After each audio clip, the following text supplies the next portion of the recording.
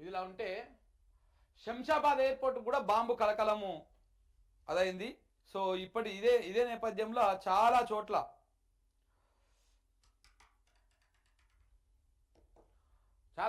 ఇలాంటి బాంబు బెదిరింపు కాల్స్ వస్తూ ఉన్నాయి. బాంబు పెట్టామని మెయిల్ చేసిన దుండగులు అప్రమత్తమైన పోలీసులు తనిఖీ అనంతరం బాంబు లేదని నిర్ధారణ. ఇప్పుడు ఇక ఆడుకుంటూ ఉంటారు. పాకిస్తాన్కి వెళ్ళి ఇట్లాంటి మెయిల్స్, ఇట్లాంటి బెదిరింపు కాల్స్ ఇట్లాంటివన్నీ చాలా చోట్ల వస్తూ ఉంటాయి. పాకిస్తాన్ నుంచే వస్తాయా, పాకిస్తాన్ని అభిమానిస్తోడు ఇక్కడ నుంచే పంపిస్తాడో తెలియదు, కానీ ఇట్లాంటివి వస్తూ ఉంటాయి.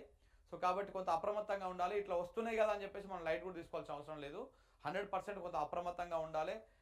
ఉన్నదా లేదా అని తెలుసుకోవాల్సినటువంటి అవసరం ఉంది. మనం నిన్ననే మాట్లాడుకున్నాం.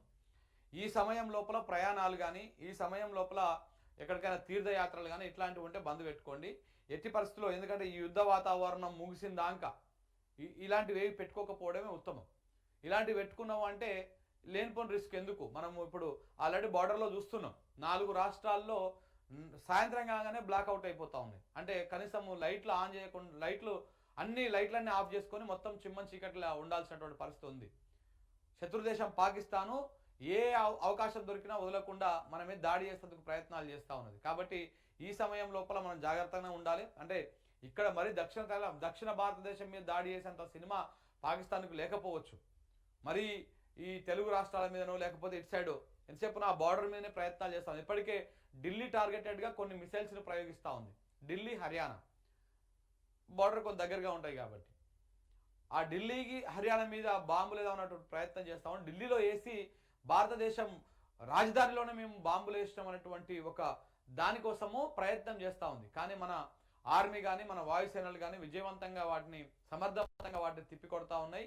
ఆదిలోనే వాటిని అంతమొందిస్తూ ఉన్నాయి. అక్కడనే గాల్లోనే ఆ మిసైల్స్ని కానీ ఆ డ్రోన్లను కానీ పేల్చేస్తూ ఉన్నాయి. ఇంకా సైబర్ అటాక్స్ కూడా చేస్తూ ఉన్నారు. సైబర్ అటాక్స్ కూడా జరుగుతూ ఉన్నాయి. మన అధికారిక వెబ్సైట్లు కానీ మన అధికారిక సైట్లను కానీ హ్యాక్ చేసేటువంటి ప్రయత్నం చేస్తూ ఉన్నారు. ఇది ఒక గందరగోళానికి గురి చేస్తారు. మన ఇన్ఫర్మేషన్ తీసుకోవడానికి ప్రయత్నాలు చేస్తూ ఉన్నారు. పాకిస్తాన్ ఎన్ని చేయాలో అని చేస్తూ ఉంది. అక్కడ పాకిస్తాన్లో ఉన్నటువంటి కొన్ని మీడియా ఛానళ్ళు అయితే ఊగిపోతూ ఉన్నాయి, ఆగమాగం అవుతూ ఉన్నాయి. పాకిస్తాన్ ప్రధాని పారిపోయింది, బంగారం దాచిపెట్టుకున్నాడు ఆయన ఎప్పుడు పోయి. కానీ పాకిస్తాన్లో ఉన్నటువంటి మీడియా కానీ కొంతమంది కానీ బాగా ఊగిపోతూ ఉన్నారు. ఇవన్నీ కుప్పిగంతులు లెక్కనే ఉంటాయి భారతదేశం ముందు. అది ఎంత ఊకినా ఎంత ఉరుకులాడినా కుప్పిగంతులు లెక్కనే ఉంటుంది. అదంతా మన దేశంలో ఉన్నటువంటి 2 రాష్ట్రాలు కలిస్తే ఎంత ఉంటుందో ఇంకా పాకిస్తాన్కి అంత ఉంటుంది. నిజంగా కనుక గట్టిగా పూర్తి స్థాయిలో యుద్ధం చేస్తే 4 రోజులలో దాని దుకాణం మూసేయచ్చు. గతంలో అంతే కదా, వారం రోజులు జరిగింది యుద్ధం. 1971 డిసెంబర్ 3న స్టార్ట్ అయ్యి 10 వరకు దాని దుకాణమే మూసేసారు.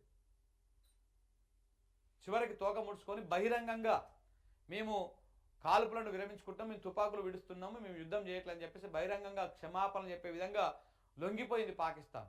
అయినా సిగ్గు రాలేదు దానికి ఇంకా కూడా.